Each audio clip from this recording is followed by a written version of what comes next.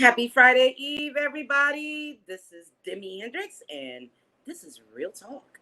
What's happening? What's happening? I'm going to give everybody time to get in here, say hellos, get my stuff set up over here because you know how I am. Come on in, come on in. And again, I didn't turn my volume down, but we ready though. We ready though.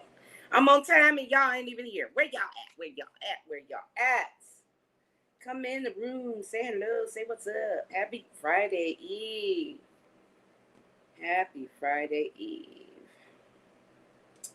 We got a cool little show stuff planned tonight. We're gonna do something a little different. Gonna do a little something different. Just a little something. Come on in the room and then we're gonna get started. I just wanna have enough time to say hello to everybody. Don't forget to share once you come in the room. Share, like, let me know you're here. Share. I need my pen. I forgot about that. Come on in. We're going to definitely do something different today.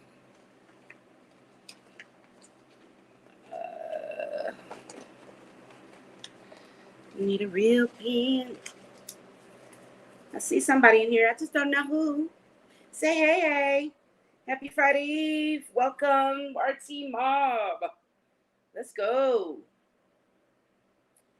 Got a cool little show. We're going to do something different this week. In prelude to next week and the weeks after that. Got a couple great shows planned for you guys. I can't wait to get them going. October is going to be a very special month. Got some things on the agenda for everybody. We're going to mix it up a little bit. We're going to focus in October on domestic violence awareness, which is October. So we're going to be speaking to and interviewing people who have actually battled it, survived it, conquered it, and now they want to talk about it. So definitely October is going to be the month to tune in to Real Talk with Demi Hendrix. Tonight we're going to do something a little different. We are actually going to do, we're going to talk about some current events and entertainment. We're going to talk a little bit about domestic violence. And of course, we're going to also talk about my sponsor who's sponsoring us this week. So I'm going to go on and start off with that. So the Real Talk with Demi Hendrix is sponsored by, of course, this week, WeCanVote.com. WeCanVote.com is a brand new social media platform dedicated to sharing news and life moments. WeCanVote.com was created to represent the culture values of Black and Brown communities, so everyone is welcome. WeCanVote.com is a safe space for all users to engage with no privacy issues, no third-party apps, absolutely no selling of your information, zero algorithms, or shadow banning, which means you can't go to jail. Nobody's going to send you to go to jail. WeCanVote is 100% Black owned and operated and is available for download on Google Play Store and Apple iOS Store for now. And our sponsor and owner and founder and creator of WeCanVote.com is, of course, Mr. Ernest L. Manning Jr. So thank you, Ernest, again for sponsoring another show for me and for Real Talk. And welcome to the Real Talk family. Hey, RT Mob, hey, say something. What's going to, hey, Ernest? What's happening, baby? Hey, Ken, how you doing, Kenneth? So we're gonna get started. So, like I said, we're just gonna do something a little different this week. I've been wanting to incorporate like entertainment news, current events, things of that nature. And then, of course, I wanted to just kind of touch on actually my brand, which is through Boss Lady of SAS Entertainment. It's actually a nonprofit organization that benefits domestic violence survivors and victims. And we do that through the world of arts. It's one of the reasons why I created this podcast. I wanted this to be a platform for mainly that, but not, of course, making it about domestic violence, but that is the face of Real Talk. We're going to have conversations with people who have dealt with it, who battled it, who conquered it, who survived. And I'm really excited about putting together the shows for October, which is Domestic Violence Awareness Month. So I'm going to really focus on those 4 weeks. Every Thursday, we're going to be talking or dealing with domestic violence. So if your heart is a very, very timid and very soft, those may be the episodes that you do not come in on, but I highly recommend it because, again, we deal with domestic violence in the community. It's not just a personal issue, because of course domestic violence pours out into the community, because you have neighbors who are hearing these things go on next door. You hear teachers see children come to school half dressed and depressed in tears because mom and dad had a fight that morning, or daddy may have popped baby girl in her face on her way to school. There's a lot of reasons why this is something that really, really needs to be focused on. We really, really need to focus a little bit more on domestic violence. It is a very, very silent crime. It's sad, but it's true. It's a silent crime. We've had to deal with COVID last year. We've had to deal with the George Floyd riots and the death of African American Black people at the hands of police brutality. We had to really deal with a lot last year, but we seem to forgot one thing, one issue in our community that we did not hear a lot about, and that was domestic violence. So I'm doing a lot of research and talking to a lot of people, a lot of specialists, experts who can help me get my brand off of the ground as far as my nonprofit, Boss Lady of Sass Entertainment, who the podcast is actually presented by. So I'll be focusing on that starting tonight. We'll be talking a little bit more. We'll talk more in depth in October, more about it, as I bring on guests and interviewers who are going to come and tell their story. But my story is I am a survivor. I was 21 years a survivor until I was attacked a year and a half ago by a very, very close relative, somebody I honored and adored and loved. So it kind of set me back a little bit, and it triggered me. It triggered me to focus more on what needed to be done in our community to help stop and slow down domestic violence.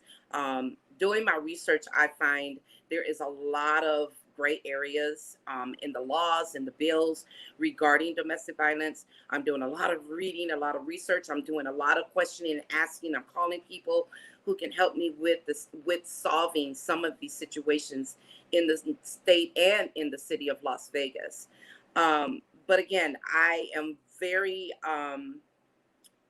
let's just say I'm like ready to hit the ground and just make whatever I need happen. So just be patient with me on that, because sometimes I have a hard time talking about it, because you hear about people talking about being transparent and, oh, she's telling her business. Well, number one, it's the only way I'm going to save people. You know, I'm in a life-saving business. I've always been, my first profession is a medical professional. It's what I did. Science and saving lives. That's what I did. It's who I am. On a personal level, I feel like I still need to continue to save people, because I thank God was able to get out of that situation that was very dangerous, very dangerous. And the reason why I say very, very dangerous, not only because I was being abused, but I was also the abuser. I had to turn to this person and basically defend myself on a daily. I went to jail. My mom and dad had to come and get me out of jail once or twice because of this. So these are the kind of things that I really want to focus on and talk about, protecting yourself, knowing your rights, and protecting yourself without having to become the actual abuser as well. And again, I became the abuser only because I was protecting myself. There's no other way to look at it. There's just no other way. But I became the abuser because I was protecting myself. And it just got to the point in my life where it was like I did not want my girls to see or know or think that this was something normal. Getting up every day and having to fight a man or woman or anybody for that matter. So I walked away from that situation. I put miles between me and that man. And even after putting the miles between me and that man, he still abused me. It went from physically to mentally to emotionally. I mean, I was getting calls late at night threatening me, threatening he was going to kill me, threatening he was going to take my kids away. I was a horrible mother because I took them away from their father. I'm telling you, it was just ongoing. So the abuse didn't stop there. It kind of went on after, say, maybe 6 months to a year, until I finally just said enough is enough. I stopped answering the phone. I changed my number. Um, it's just, the story is just like really crazy. So I'll be touching more on that in October. I did want to give you guys a heads up that that is indeed what I am planning for the month of October. We're going to focus on domestic violence and what domestic violence means to me, and what it means to me to be able to go out and reach out and pour into my community and help men, women, children, and the elderly survive this thing, because it is very dangerous. It's very dangerous. So I'm going to leave that right there. And we're going to go to the next subject. The first subject I do want to point out is, I just want to say, to all the families who lost a Marine today in the Kabul airport bombing. Really sad. Really touched my heart today. Really hurt. And I'm just praying for the families. I'm praying for peace over there in the Middle East, peace in Afghanistan. It's just, reading on it this morning was just incredibly just devastating. So prayers to the families that lost loved ones today, and also to those who were injured.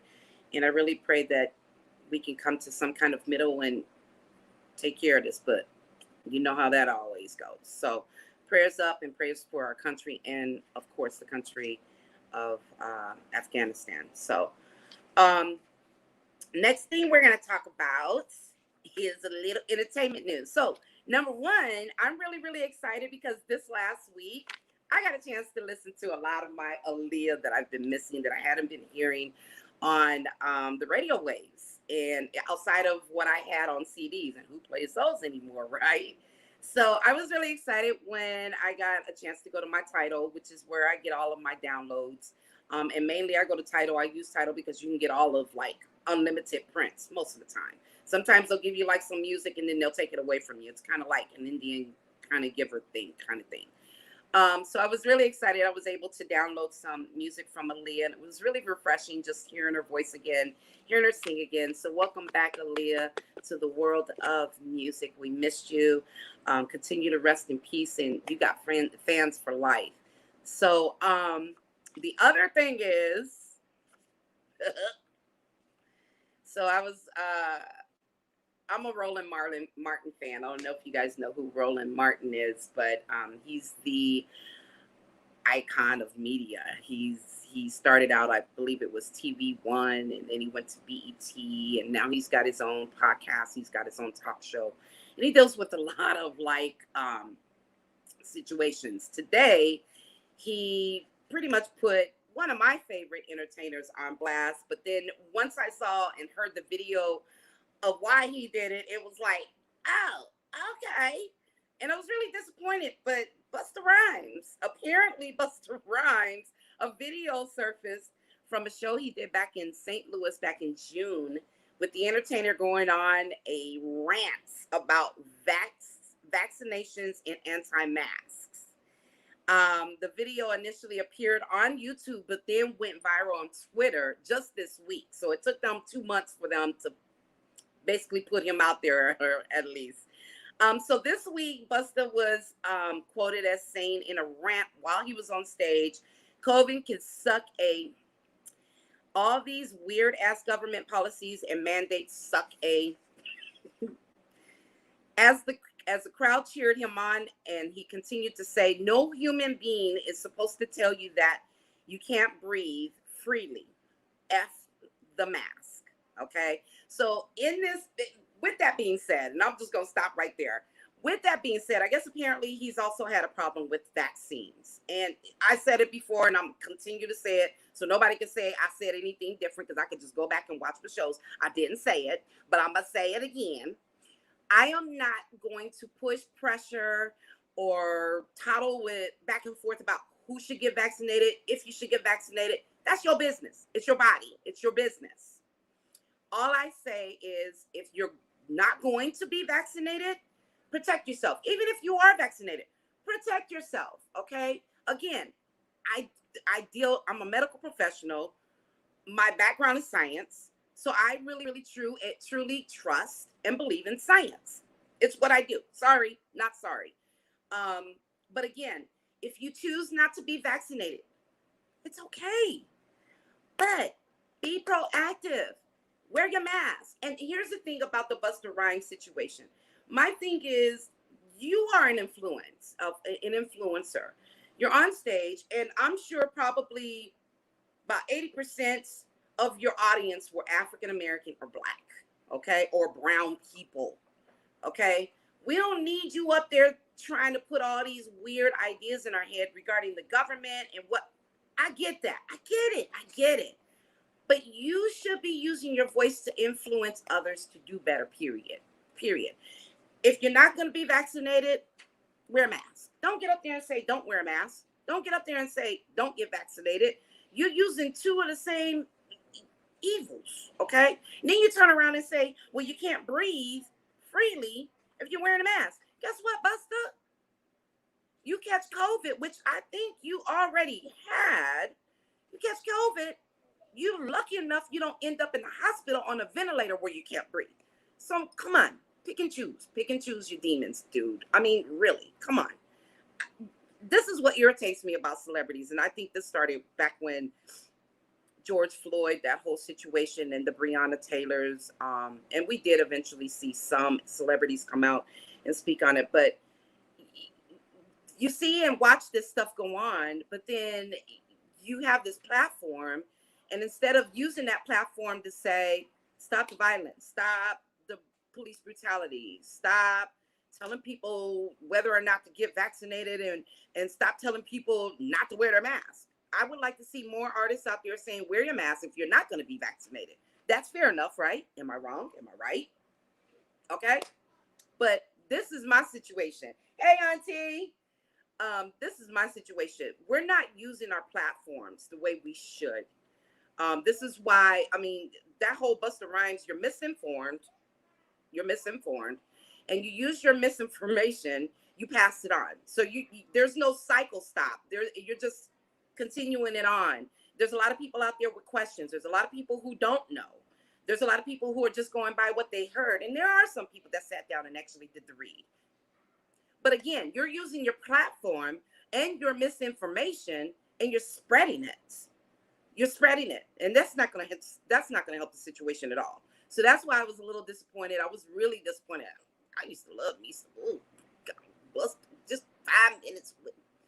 Now I'm like, thank you, Lord, you protected me from that, because if you out there being negative and being just outright disrespectful and informed on the information and passing it down, bruh, you using your platform wrong.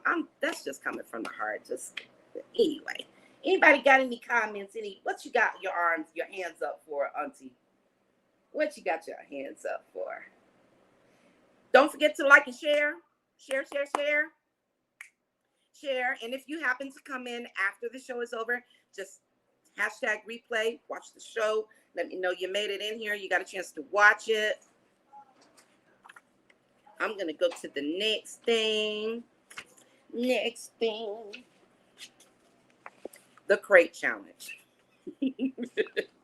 What in the whole entire world is that? What is that, y'all? I mean, again, I think with the crate, it's not science, it's physics. Because you think about it, it's the crates are what, less than 10, maybe 5 pounds a crate, and you stack them on top of each other. So basically, you got a bunch of crates with holes in it. And I'm just describing what I'm thinking of, common thoughts. Holes, so that means there's air going through there. So that means they're gonna wobble, they're gonna topple over, especially if you put a certain amount of weight on there.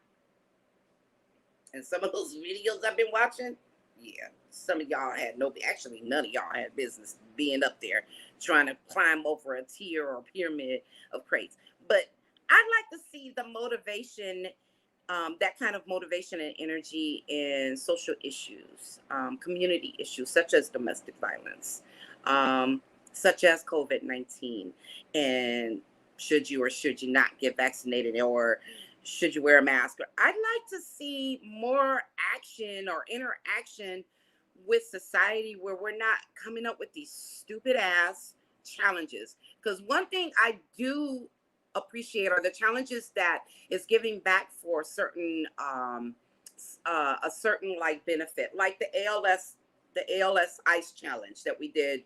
It was about 8 years ago or so now. We were doing that, and there was so much money that was made in that. That was amazing. I don't think that was anything that put anybody in danger. Nobody got hurt. Yes, the water was cold. The ice was cold. Okay. But I'd like to see more of that versus it's interesting how we get caught up in stuff like that. And I even got caught. Yesterday I was looking at videos, scrolling, laughing, kicking, cat, kick in for about an hour watching these challenges. And at the end of the day, what are they doing outside of hurting people? You're hurting yourself and you're encouraging other people to do it and hurting yourself and hurt themselves. So what is it doing? Are we getting money from this? Or is there any organization that's going to benefit from this? Come on, man. Come on, stop it with the crate shit. Okay, sorry, but it's really. My boy Gary James, DJ Remix, posted he got a wall full of crates with nothing but albums. Now, I see that being a challenge. Do you have crates filled with albums, with vinyl? Who does that anymore? Come on, show me something I ain't seen before. Next. Goodness. I'm really trying to hold it together here. Again, our sponsor for tonight, the Real Talk sponsor, is weekendfolk.com. And again, it's a brand new social media platform dedicated to sharing news and life moments. Weekendfolk.com was created to represent the culture values of Black and Brown communities, so everyone is welcome. Weekendfolk.com is a safe space for all users to engage with no privacy issues, no third-party apps, absolutely no selling of your information, zero algorithms, or shadow banning, which means you don't go to jail. Weekendfolk.com is 100% Black owned by Mr. Ernest L. Manning Jr. and operated and is available for download on Google Play Store and Apple iOS Store. So that's our sponsor. Again, thank you so much, E, for sponsoring Real Talk with Demi Hendrix. Just want to go over a couple things. There are some here in Vegas. There's a couple activities going on for Labor Day weekend. Let me get a little something, drink and get dry.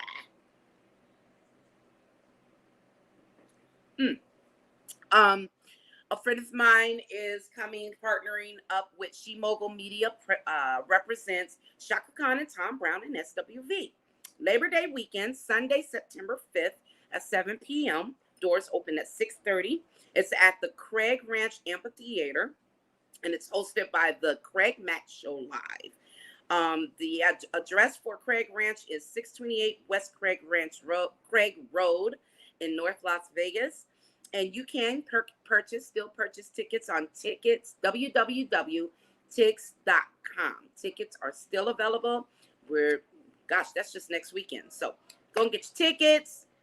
Get yourself your chairs, and I don't know if we're going to be able to bring drink or food. I'll check into that. So next Thursday, being that it's the weekend before, I'll have that information for you guys. They usually tell you like when you buy tickets, or if it's when you go to tix.com, it'll be in the little description of the event, but I'll find out that stuff for you guys. Let's see. What else do we have? I think that is pretty much it. Oh, I do want to share National Domestic Violence Hotline. Okay. I also am going to be posting that the month of October. You see my little banners right there. It says Real Talk with Demi Hendrix with the little purple heart. My name, Demi Hendrix. Well, we're going to change that. We're going to make that banner on the bottom, National Domestic Violence Hotline, available for you guys. But I am going to give you that number. If you are a family member, a loved one, anyone you know who is dealing with domestic violence, the National Domestic Violence Hotline is 800-799-7233.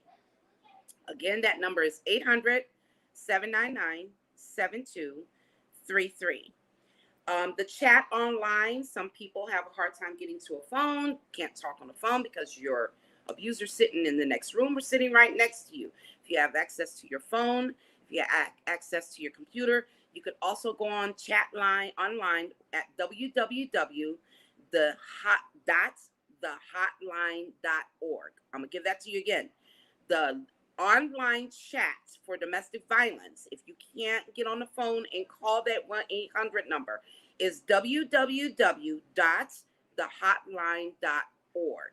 That is where you can text, and someone will text back to you and let you know what you need to do in between time and in between when the police gets there. And we're going to talk about that a little bit before I get offline too, because honestly, the reason why I'm talking about this today is because domestic violence visited my door about 3 weeks ago. Literally. When I tell you, I was like, I'm looking up to the skies going, well, why did it come over here? How did it get over here? Long story short, a young lady who lived across the way from me in my apartment complex came knocking on my door. I typically don't open the door unless I know somebody's coming or my daughter answers the door, because typically it's her that's got company coming over. I don't have company. I don't do that. We're in the middle of a pandemic still. So when she knocked on the door, I'm like, who is it? And it shook her a little bit. And she was like, can I use your phone through the door? And I'm like, who is this asking to use my phone? So I cracked the door, and it's this cute little, when I say little, she was little. And she was wiping her face, and you could tell she had something on her, sprayed on her, dumped on her, or whatever. She was wiping her face, and she was gasping for air. So by this time, I'm opening the door, and I said, baby, why do you need to use my phone? What's going on? And she goes on to tell me what her situation was. And I'm not going to go in depth of that, but she told me what her situation was. So I immediately told my daughter, give her your phone. I went in the house and got a bat, and I got a little something else, because I wasn't going to let the young lady in my house because, number one, we don't know if this going to run up in my, okay? And number two, we're in the middle of a pandemic. I don't know who's doing what and how they're doing and who they doing it with. So you can't come in. I got children. I got my grandbabies in there. So I went and got my protection, went back outside. I had my cell phone. We sat out there. I was questioning her, talking to her, trying to get a little background to see what was really going on. And she was really in a very, very bad state of mind. Long story short, we called one time. 30 minutes later, we still had no police there. We could hear a dude across the parking lot or across the corridor tearing up stuff and cursing and threatening to whatever he was going to do, okay? I ended up calling again, and it was crazy because as soon as dispatch answered the phone, I was like, yo, we called 30 minutes ago, and nobody's here yet. She goes on to tell me that they were very busy. Metro was busy. They were trying to get somebody out. They were trying to prioritize everything. And I get the whole prioritize because Las Vegas is just freaking nuts right now, okay? So there's crap going on everywhere. And even with the priority situation, we still ended up waiting 45 minutes. 45 minutes. 45 minutes. She knocked on my door. I had my granddaughter in the house. I took it upon myself to help her. I stepped outside my apartment. I heard a dude across the way. She said he had a weapon, and I still stood outside with her. He could have came right on across that parking lot in that little corridor and took all of us out because I was waiting for the police. Now, with that being said,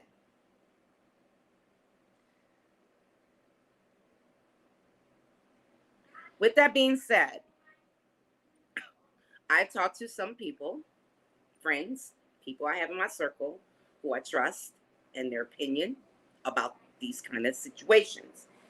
And I was told, and it makes sense, when the police officer finally did get there, of course, I was so hot. I got up in his face and I was saying, why did it take 5 minutes? I'm barking. He said, ma'am, I totally understand. I get where you're coming from, but we was way across town at such and such doing such and such. We was trying to get here. And I said, well, what happened if he came out? And he said, ma'am, I said, what are we going to do to change this? What can we do to change this. And he tells me, fund the police. Let's, get more involved in organizing community fairs, looking and hiring more police officers. And I kind of took that as like kind of offensive at first because, you know, everybody been talking about defund the police. And honestly, no. That this is the reason why we don't need to defund the police. We just need we need training, better policies, procedures on how to deal with people, period. We don't need to defund the police. But the first thing that came out of his mouth was fund the police. And it was like, well, how the hell do I do that? So long story short, this has been, it was heavy on my heart. It's been heavy on my heart because we're still dealing with what I was dealing with 21 years ago when we had no resources. And we have the resources, okay? We have more resources now than we did 21 years ago, but we still have an issue with the response time. We still have the issues of those domestic violence cases that have been seen in court by the DA that nobody really talks about. I can't even tell you the numbers that I know by just talking to the DA. How many cases he's seen since July of 2020, because everybody was sitting up at home with their abusers on a full-time basis and getting their ass beat, okay? I'm sorry, I'm a little, yeah. Anyway, so I'm working on that. And the month of October, I'm going to be talking more about it. I'm actually going to be talking more about it, periods, because it's my brand. It's my business. And that's what I want to do. I want to pour into my community, whatever it is my community is lacking, whatever it needs, the information, the resources.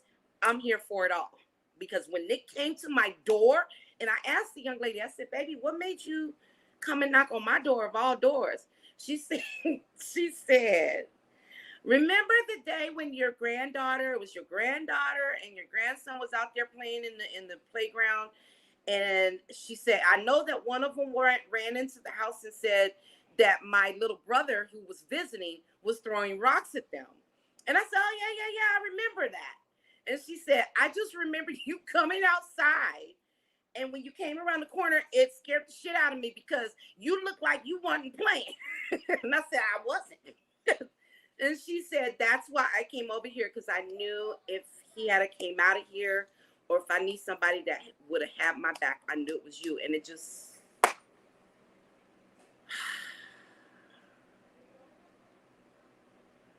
so this is my calling. This is what I'm going to do.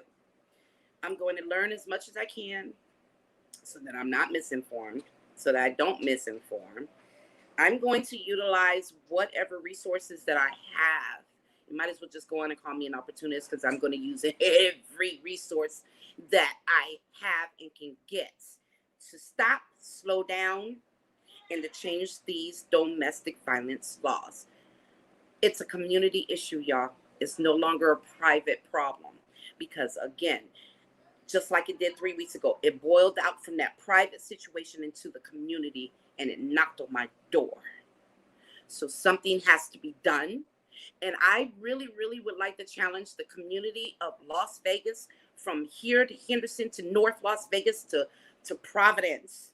I really, really, really need help on this. I am planning some events for the month of October, and I really, really would hope that you guys would understand where I am coming from,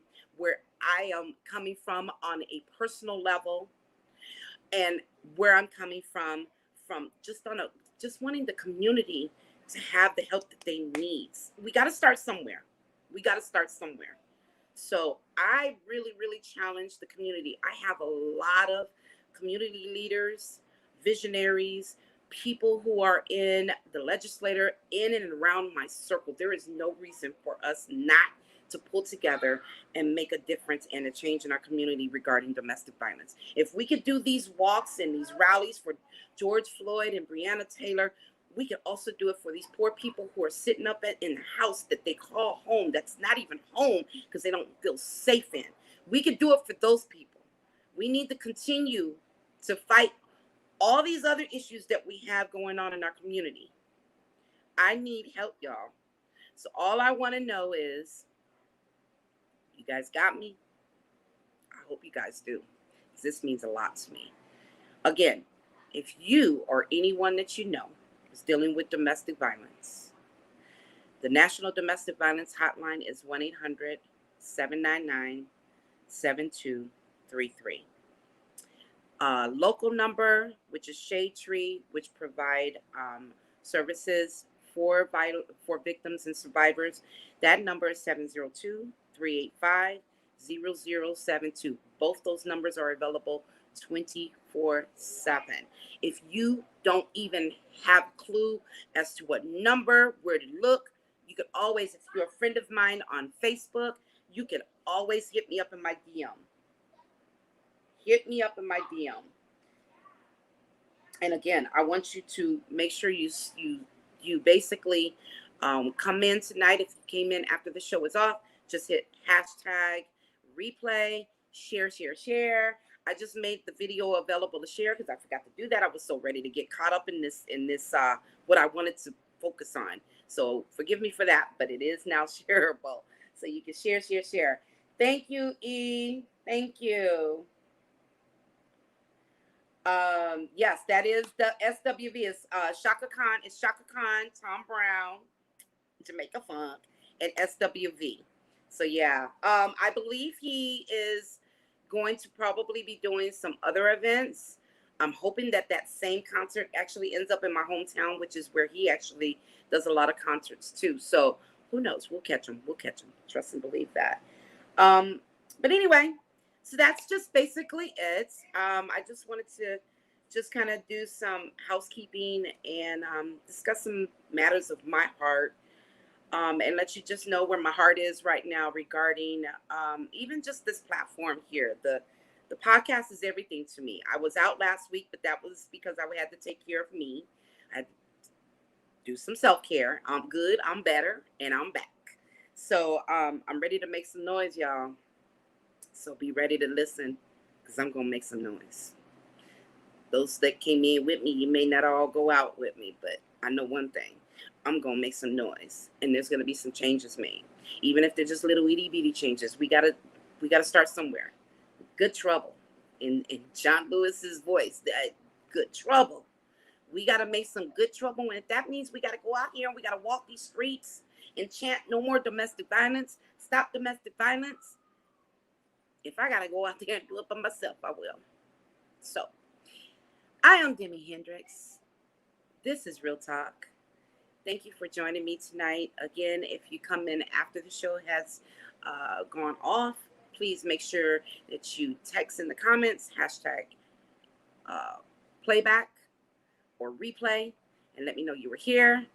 And can't wait to see you guys next week, because I got a nice show for you. I got my nephew on next week. Yeah, Mr. Vic Smith's coming next week. So I look forward to seeing you guys next week. In the meantime and in between time, y'all stay blessed. I love you forever. And good night. Smooches.